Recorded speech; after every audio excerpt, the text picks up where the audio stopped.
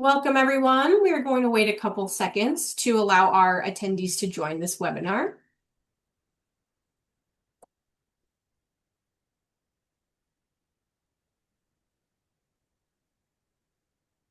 Hello, my name is Anna, and it's my pleasure as the Assistant Director for Constituent Relations to welcome you all to this 49er Industry Chat. Just before we start, we want to remind everyone that this session is being recorded and it will be available on our website at csulb.edu/alumni. Once it is posted, please feel free to share this with anyone in your network, a friend, fellow alumni, or someone that you think would benefit from this chat. We also encourage you to use the Q&A box or the chat box to submit questions to our guest speaker. My colleague Rosalinda will be helping moderate the chat during this webinar. And now I would like to introduce our alumni host, Rabbi Jason Rosner. Welcome. Before we get into it, I'll just start off by reading your bio. So Rabbi Jason Rosner is our nonprofit leader, the executive director of the Sandra Kaplan Community Beit Din of Southern California, and rabbi of Congregation B'nai Emet in Simi Valley. A proud CSULB alumni, he has built a career at the intersection of faith leadership, nonprofit management, fundraising, and community engagement.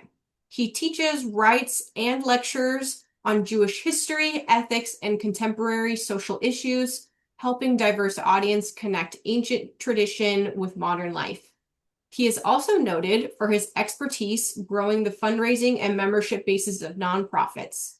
In addition to CSULB, he holds degrees from Hebrew, Union College, and the University of St. Andrews.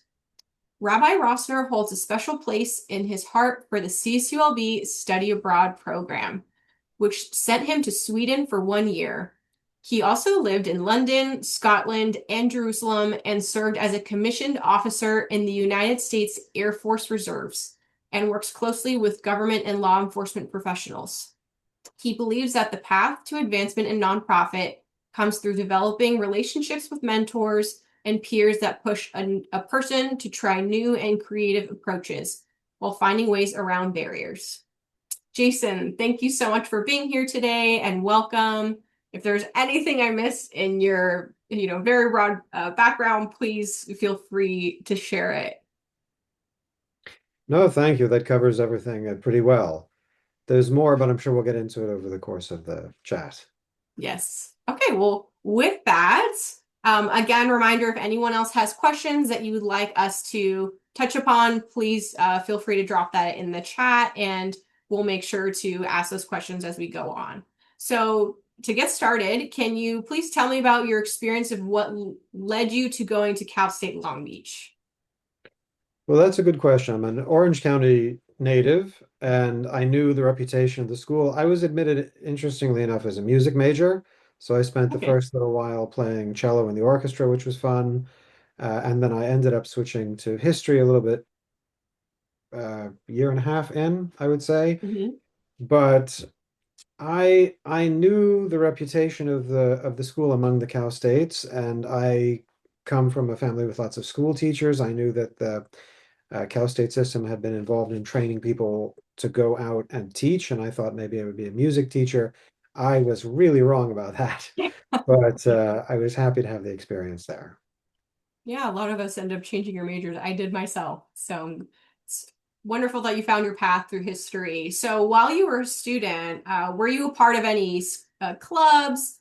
Did you work on campus or have a part-time job? What was your experience life as a student?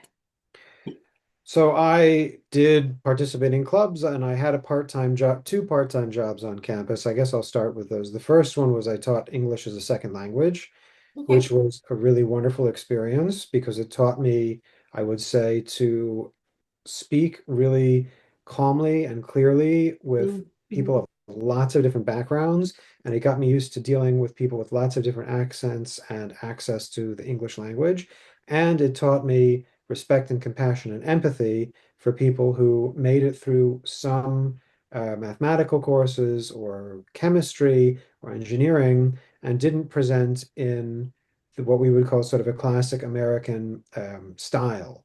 And so it taught me Mm-hmm. to relate to people a lot better. And I also worked in the international office after coming back from a year abroad, which led me to study at graduate school abroad, a whole bunch of other things we'll get into a little bit later. I was involved in some clubs. Let's see, I think I did attend a bunch of the kind of, I took a bunch of dance classes while I was Oh, there. very fun. Uh, I got involved in that interestingly because I was out at a club one night and I was invited to dance with someone, and I ended up backing. I was so bad at it. I, I stumbled backwards into a small table and knocked over some guy's beer all over him, and Oh that no. almost ended up in a fight. And so I decided after that that I was going to end up. I would take a dance class. So I took the ballroom dance class and the jazz, swing dance class. I attended a bunch of those club dances, which was really fun. And I was involved in the Classic Society because I studied classical languages also. So I had a great time. The nice thing I would say about Cal State Long Beach is it's really big and it Mhm. has the opportunity to explore lots of different areas to be employed on campus to get placements off campus in internships and early career things. And it really allows people to find themselves in a way that I found because I came in as a music major and ended up as a history Right. major, I found personally satisfying. Wonderful. I love that. Hope you still practice dancing. Everyone, And you mentioned you participated in our study abroad program. So, if you want to share more about what that experience was like and what led you to doing that, and any advice or tips you would even give students who are interested in participating in that program. absolutely. I would say that that was the best thing that I had done up until that point in my life. It opened up the world to me and it opened up travel and living abroad and working abroad in a way that I had never expected. So I came to do it because I first took a short class over a winter break with a history professor going to Turkey and Greece. And we went around as a class. We visited a bunch of historical sites and we took exams and things. And I came back and I enjoyed that so much that I went to the international office and I applied to study abroad. And I thought at the time that I would like to study in the UK because I Hmm. spoke English. I didn't speak any other languages at the time. And I did not get admitted to, I wanted to go to the University of Bristol. I was not admitted there, but I was offered a place at the University of Uppsala in Sweden. And I was told the classes would be in English, and I knew nothing about Sweden at the time. And I thought, sure, why not? And I think that will be something that comes, the why not idea, give things a try is something that'll be a theme over the course of my talk. Hmm. So I thought, why not? So I went to Sweden and I was told I could study. I was studying at the time classical languages and history, and I was told you can study in English. What I was not told was you cannot study Greek or Latin in English. It's only available in Swedish. So I got Oh, there wow. and I was given a 1 month immersion course in Swedish with all the other students who then went on to do whatever in English. And I showed up in the philology department, in the classics department, and they said, oh, it'll be in Swedish. So I would show up to class every day with a Swedish, an English Greek dictionary, a Swedish English dictionary, a Swedish Greek dictionary, a book on Greek grammar in Danish because Swedes can read Danish. It was a Oh my goodness. nightmare. However, the Swedish system is that you can take exams over and over again until you pass. And so I took the exam something like 4 times to pass that class. Anyway, the important thing about the experience was I was completely immersed in another culture. And because I was taking classes in Swedish with Swedish students, not just with the international students, Hmm. I got to know Swedes really well. And it opened up my mind to an entirely different way of looking at the world. And that encouraged me later on to go to graduate school abroad, to work abroad, to live Amazing. Yeah. abroad.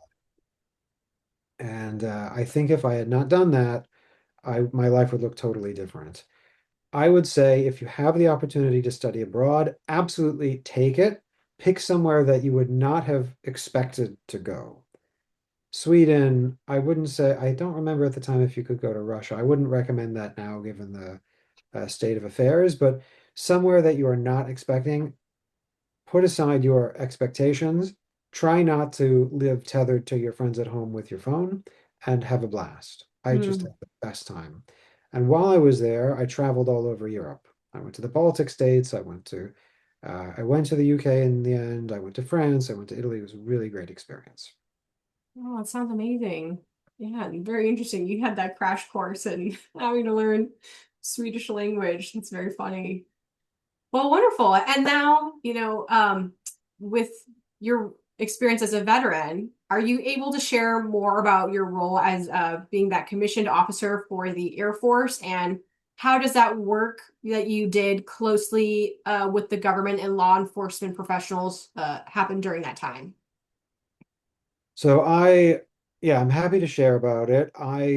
When I was in seminary, we were visited by a recruiter. I didn't at the time understand that recruiters have a certain reputation of representing the military in a very positive way. Hmm. And I was told if you can do push-ups, I was doing powerlifting at the time. If you can do push-ups, you should come. We really need rabbi chaplains. So I said, okay, sure. And I figured, why not, right? I had relatives who had fought in the Second World War, grandparents fought in the Second World War, and Hmm. I went to the Air Force officer, commissioned officer school in Alabama, and I just threw myself into it.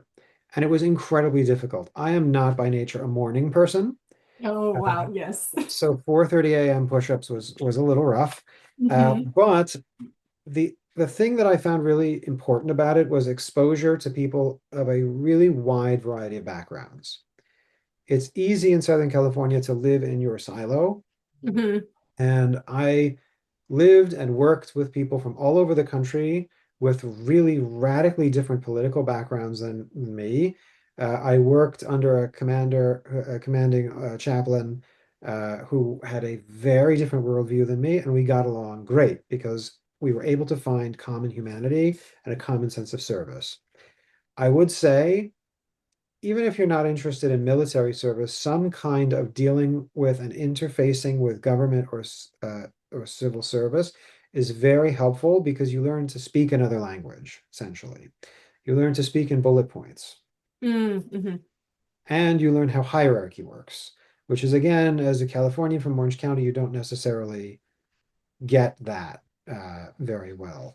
And now I will say there's a huge benefit because anytime I deal with, and I deal with a lot, mayors, city council people, LAPD, sheriffs, and military, I'm able to speak to them and I understand what their worldview is, the way they're looking at things, what's important to them, what a sense Right. of duty and service means. Wonderful. Very interesting. Yes, that experience of the hierarchy. I understand that, even working in a university setting, you see that level of that idea of the chain of command and why some people may have concern of pushing boundaries just because of that concept. Okay, well, thank you for answering that. And can you explain how did you navigate building a career at the intersection of nonprofit management and, possibly religious leadership? Good question. So I sought out good mentors, essentially. I was interested in early on. I'll admit I got into the nonprofit management space through the fundraising channel, very important within Hmm. nonprofit management, and also within university administration for anyone looking to work in university settings. Yes. And I found myself a good mentor. Uh, in fact, a team of mentors. One of them had been the CEO of the Jewish Federation of Long Beach, very accomplished CEO, and I asked her what I should do. And she told me that when she was young, she had a very expansive kind of postdoc kind of internships system that she participated in. And she was given placements all over the country in different roles in nonprofits. She did fundraising, she did Hmm. HR, she did legal, all the things to understand how every part of the system works and also to build a huge network of people that she knew and had worked with. And so that's what I did. I worked in fundraising, and then when I went back into the completely religious sphere, I brought that fundraising with me. I did fundraising alongside the executive director. So within the faith space, there's usually a religious leader and a sort of COO person. And so I learned what the COO person needed from the religious leader, and I learned how to work hand in glove with that role. And then I became simultaneously a faith leader and an executive director, or in other words, Right. the CEO and the COO at the same time. And at that point, and this is really critical, I would say, for anybody looking to get to the top of their industry. If you get nothing else out of this talk, this I would say is the key point. Once you reach the top of your industry, there's nobody officially above you to train you. Right. There are retired people and they will give you advice. But once you reach that level, there's a professional group that exists that usually helps each other across organizations. Whatever your sector is, there is going to be a council of university presidents. There's going to be a council, whatever it is, the council of business leaders in your area. Hmm. And I joined the executive directors group in the Jewish nonprofit faith space. And when we hit COVID, that is the group that where we helped each other through COVID. Oh, interesting. Anytime we had a question, there was someone, I had specific fundraising experience, and that was one of my specialties. We had someone who had been, I think, had medical experience, had been a Hmm. nurse previously. We had people in the legal who had legal experience. And this group of people shared our networks in between one another. So if I needed to find something, if I needed to find a legal expert, a medical expert, if I needed to reach somebody in city administration in LA, I would go to this group and it was a network of networkers. Hmm. And at the very top level in every field, there's that professional association. So when you're moving up the ladder, you want to make sure that you stay in, you join these professional associations as you move up. They are incredibly helpful. And then to make yourself known within them. I had a tendency during COVID to tell rather sarcastic jokes in the email listserv, and I still am in touch with some of those people today, even though I'm no longer officially part of that group.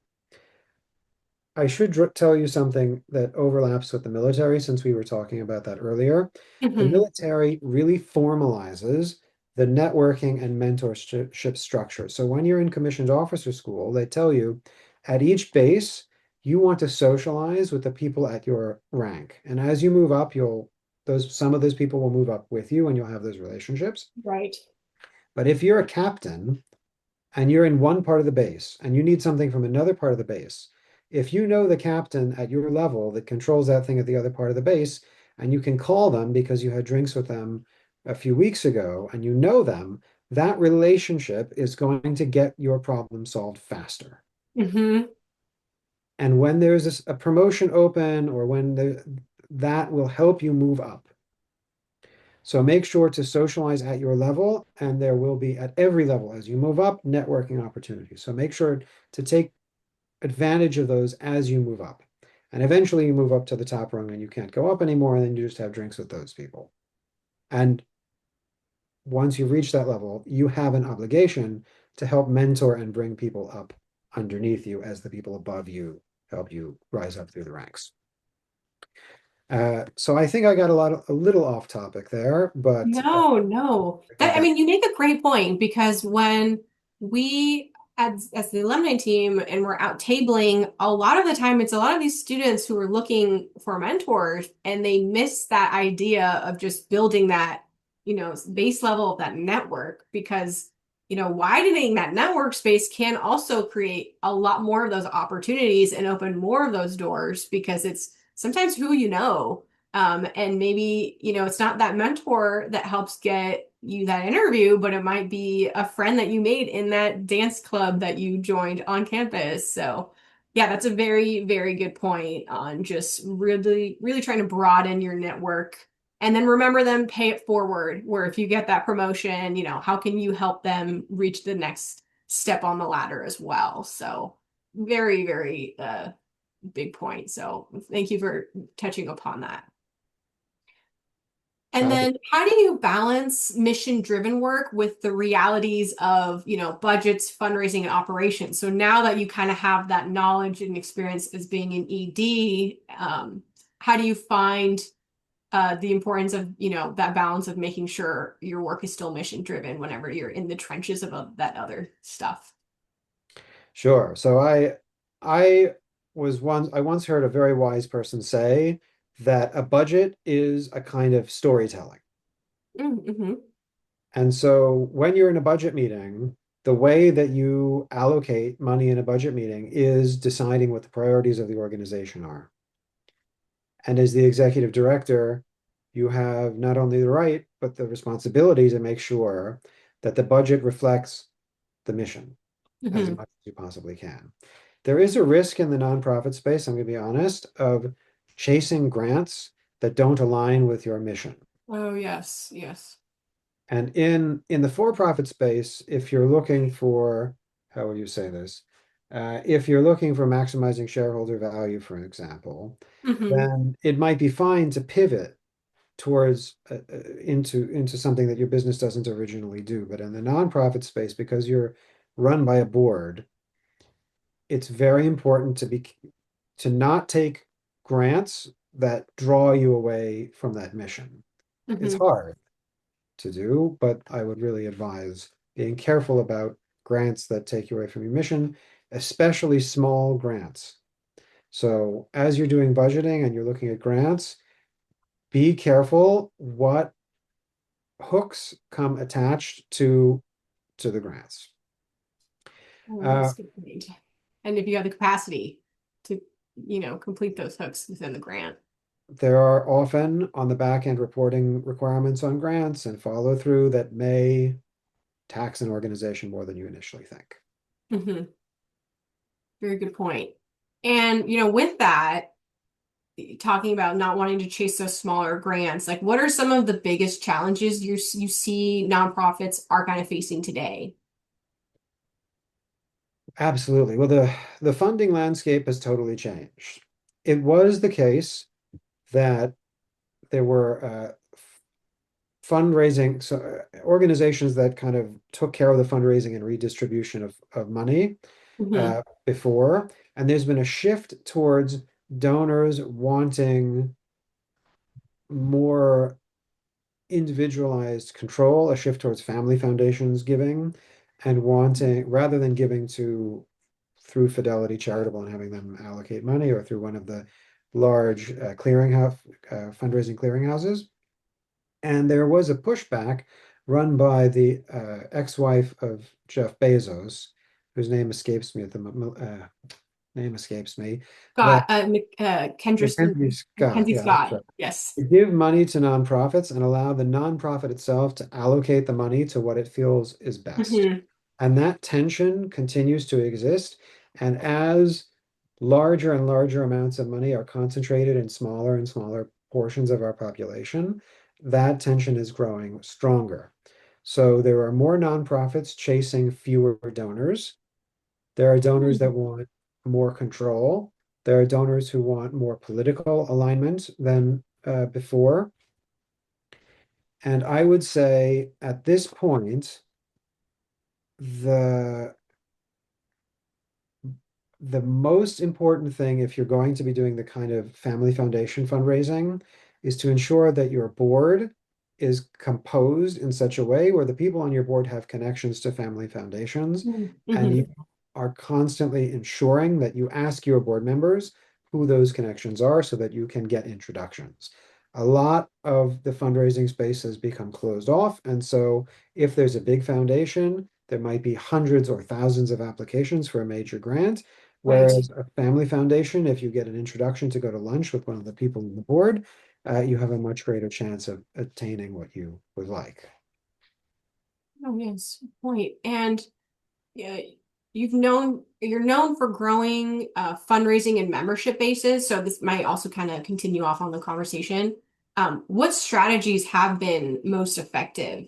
Again, like talking about some of these trends. So if you want to kind of divulge a little deeper into that. So I'm going to say, and this comes with my religious leader hat, I like to get to know people for who they are, to create a genuine, real, empathetic connection with people, and to maintain that relationship over time. And that has proved to be the most effective way, in my view, of growing nonprofits and growing fundraising. When people feel that someone really cares about them and knows their family and knows their pets and knows and remembers their Yes. birthday. I used to make calls to congregants on their birthdays, and I once had someone say, I've never had my rabbi call me on to sing happy birthday to me on the phone before. And those sorts of things make a world of difference. The nonprofit space is highly competitive, and people Hmm. give and support those who care about them. And I would say I'm used to it because I'm a clergy person, but getting to know your constituents. When I have wanted to take small organizations and grow them, I do lots of coffee meetings, lots of lunch meetings. Then I have to go to the gym.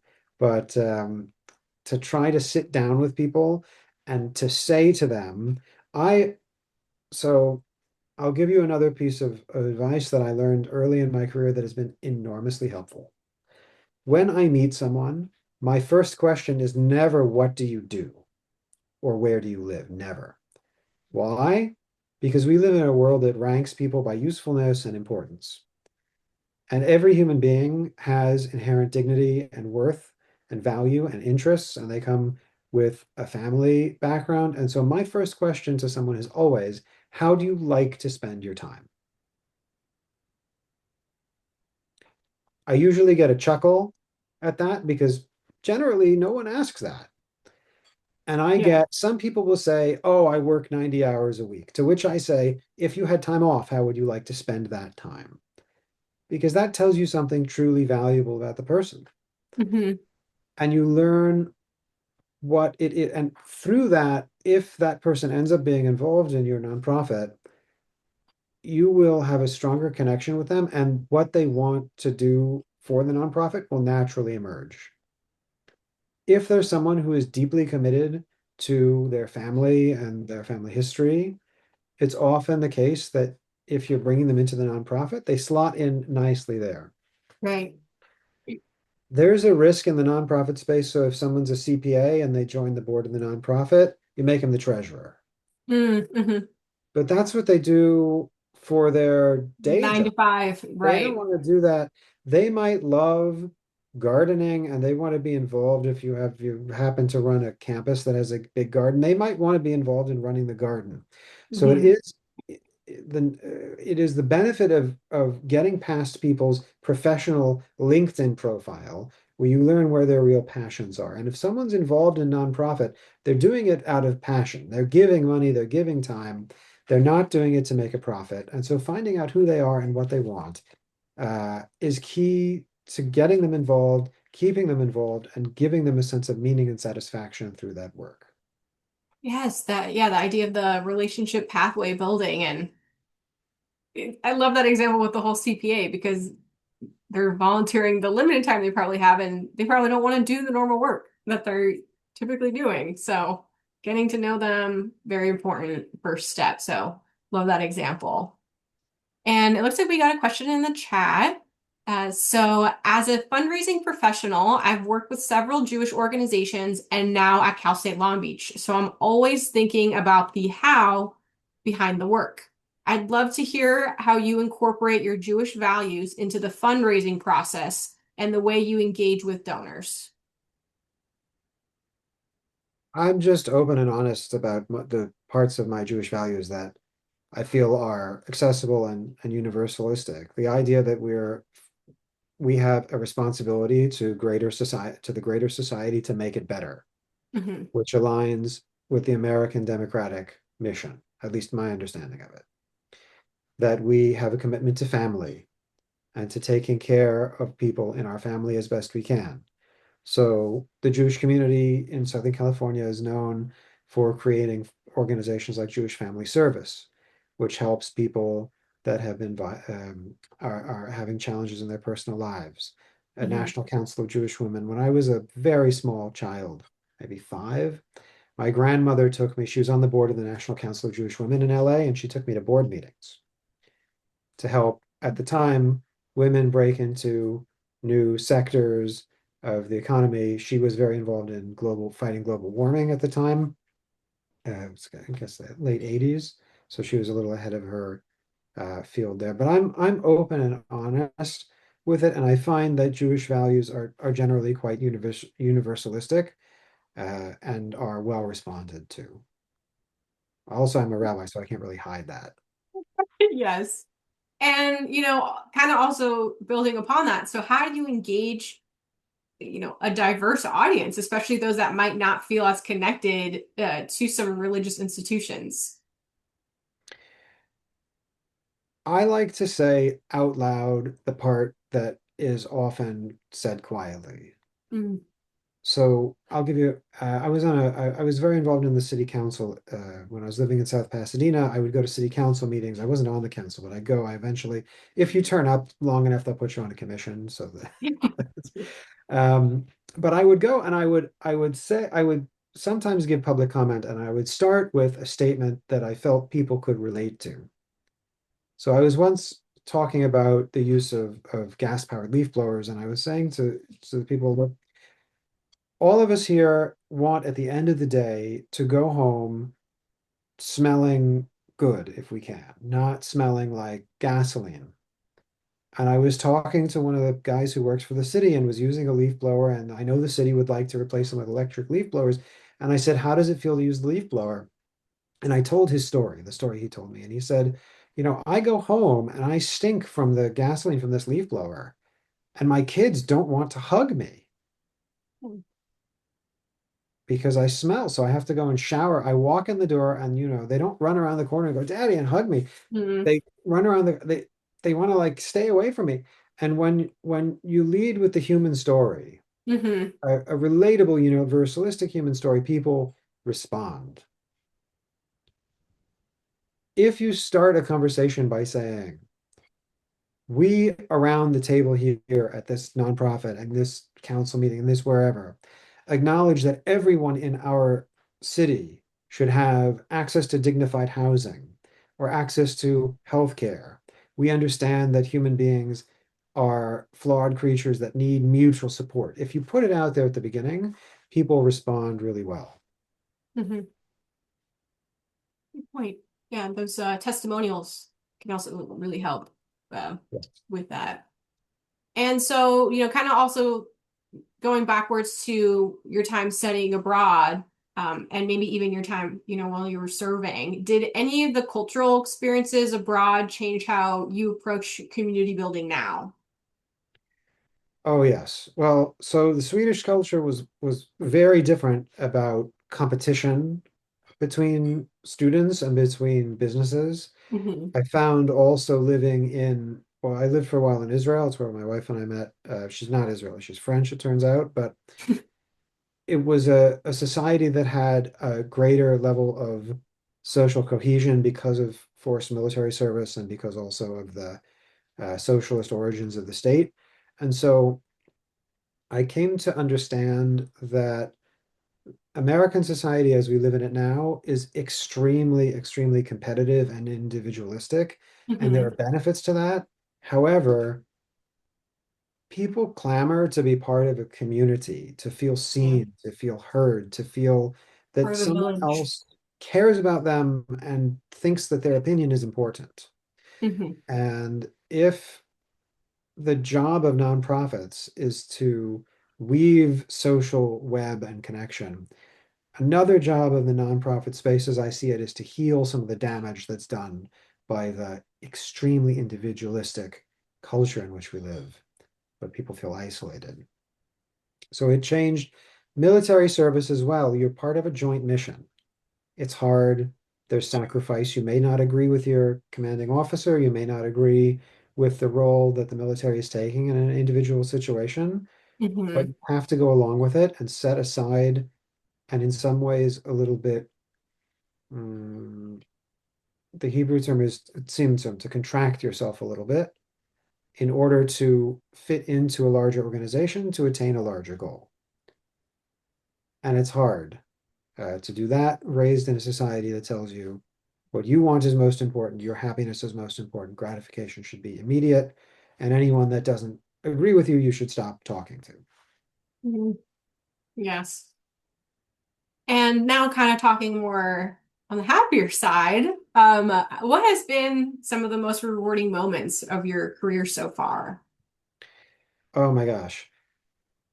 Uh, so I would say some of the most rewarding moments, the most rewarding moments always are when I'm looking at a room full of people who are having a good time because I and my team have spent months making Hmm. that possible.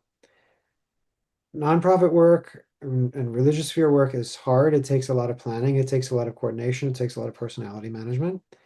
But when I will have someone come up to me and say, I never thought I would have enjoyed whatever this event is. I never thought I would have enjoyed coming to a native plant sale to try to plant more milkweed. I never thought I would be interested in managing the butterfly, helping the monarch butterflies repopulate in Southern California. I never thought that I'd be passionate about that. That touches me. Helping people explore and find new passions in their lives or connect to a wider community.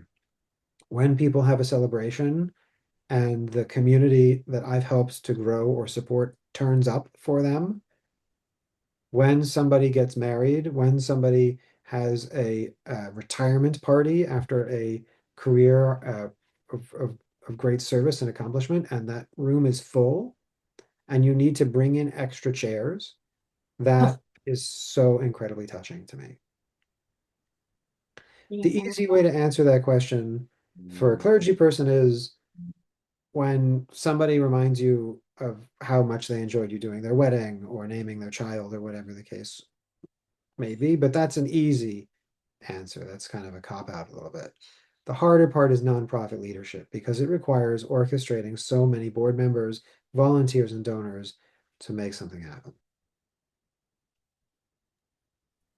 Thank you for that. Yeah, I think I can relate with some of our alumni engagement events when we just see our alumni having a wonderful time when they come back out. It's really worthwhile all the hard work you do planning it.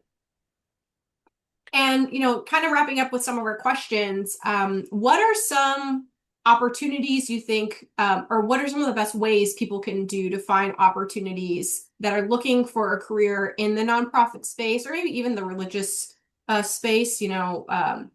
Are there internships that you did, or what are some easy, or not easy, but early steps that they could take in their career? So for nonprofit, any fundraising experience you can get early on is going to be very helpful. Many people in nonprofit hate fundraising and so avoid it. Yes. It's one of those things that makes you much more attractive as a candidate. Hmm. I also found identifying people who are successful in the field and asking them if they would talk to you. Not asking them for a job, but asking them for their wisdom and advice. And the first question I always ask, as I said before, is how do you like to spend your time? So you ask the person you're talking to. So let's say you wanted to work for the Boys and Girls Club, you would ask the head of the local Boys and Girls Club, can I come? I'm a student, I'm interested in working in the nonprofit space. Boys and Girls Club has been really, I admire it. Can I come talk to Hmm. you? Can I talk to you on the phone? Go in, how do you like to spend your time? You get to know them a little bit. They ask you how you like to spend your time. And in that, there's usually some passion that comes out of Boys and Girls Club. And then you say to them, listen, I'm interested in this space, in entering this field.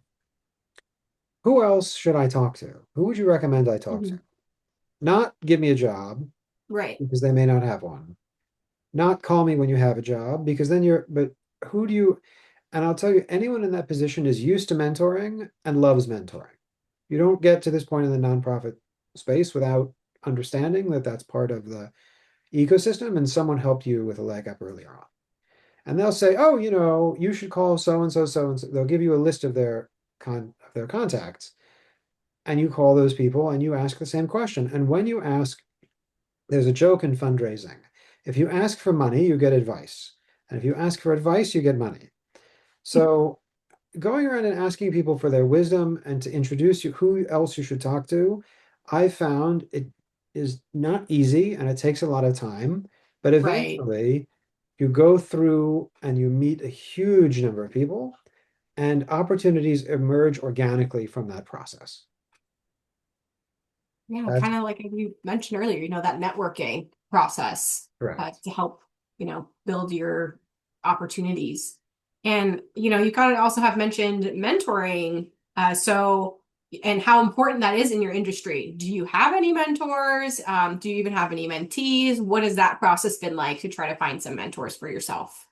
So I have both mentors and mentees, sometimes in the same field at the same time. Yeah, okay. So I have fundraising kind of sages that I talk to, and I have people that I coach on fundraising. Because so everyone is kind of moving up in lockstep, and Hmm. you coach the people underneath you, and the people above you coach you at on different topics that are different levels of complexity. So I might be coaching someone on how to make a fundraising ask, which is a fairly introductory level, or how to plan a gala. And I might have a very complicated donor relationship that Hmm. requires somebody with 30 years of experience in the field to help coach me through. I also have, I don't want to call it like fractional mentor-mentee relationships. So I don't have a mentor. I have 4 or 5 people I call on fundraising. I have 4 or 5 people I call on HR stuff. I have 4 or 5 people I call on legal stuff. And there are people who call me on specific different Hmm. aspects. So it's not the kind of form there are some that I would formally call my mentors and they would formally call me a mentee, and some that Hmm. I would formally call mentees. But then I have a kind of council of wise Hmm. heads, and Hmm. I'm part of that for other people. Love that. I And do sorry, go I, on. I do want to say, I want to take this opportunity to say, at one there's a required level of courage. It's very scary to do this, but I was in a when I was working for the international office, I Hmm. was at an event with the president of the university at the time, F. King Alexander, and I I straightened my spine and I introduced myself to him. And I said, thank you for running the university, and I'd like to go to graduate school abroad. Do you have any advice? And he said, I went to Oxford. Come see me. Oh, wow. And he invited me to his office and he helped introduce me to his professors in the UK. And that I ended up at St. Andrews because of his inspiration. And often there are people who are like that, who are presidents of universities or senior, who would love it if Hmm. students had the courage to come up and say, I'd really love you. Can I come? I'd love your advice. Yeah. It's incredibly satisfying to them. Yeah, I mean, that was kind of one of my next questions was what advice would you give someone? And so is there any other advice you think you would give a 49er that's interested in a career in this nonprofit industry? Yes. Practice being in rooms full of total strangers, walking up to them, introducing yourself, making eye contact, being warm, and practice getting to know people immediately. It will serve you in every field. I also took public speaking classes at Cal State Long Beach. I found that very helpful. And you'll find in not only in nonprofit, but in every level of senior leadership, what's required of you is to have people skills and a broad knowledge base, what they Mhm. call 3 paragraphs deep on every topic. Read widely, learn about music, learn about dance, learn about art, learn about all the kinds of things that you might um, talk to people about. And as you speak to people, ask them about what they're passionate about, and you'll learn from them. And they become your teacher in that moment. I've learned stuff about engineering from random people I've spoken to at parties and in Mhm. galas. So meet a lot of people, learn to introduce yourself, learn the art of connection, Yes, and get have out of the comfort empathy zone. for other human beings standing in front of you. Yes, I love that advice. And especially we have a huge campus, so it's a great way to practice that. Yeah. And my last question that I have is if you had a chance to relive attending Cal State Long Beach, would you do anything differently knowing what you know now? Maybe an extra semester of study abroad. Who knows? I might have lived on campus. I Oh, think okay. I did not. That might have been a different experience. I might have I might have spent more time abroad. I think I might have joined a fraternity. I'm not Oh, sure. okay. I did consider that for a while, and I would have taken some, I would have taken classes in the business school rather than wait. That budgeting, finance, economics, those would have been helpful earlier on rather than getting that information later. Yeah, for if that nonprofit side. Yes, it's always good. Okay, well, thank you so much for giving all that information and sharing that advice. So it doesn't look like we have any other questions in the chat.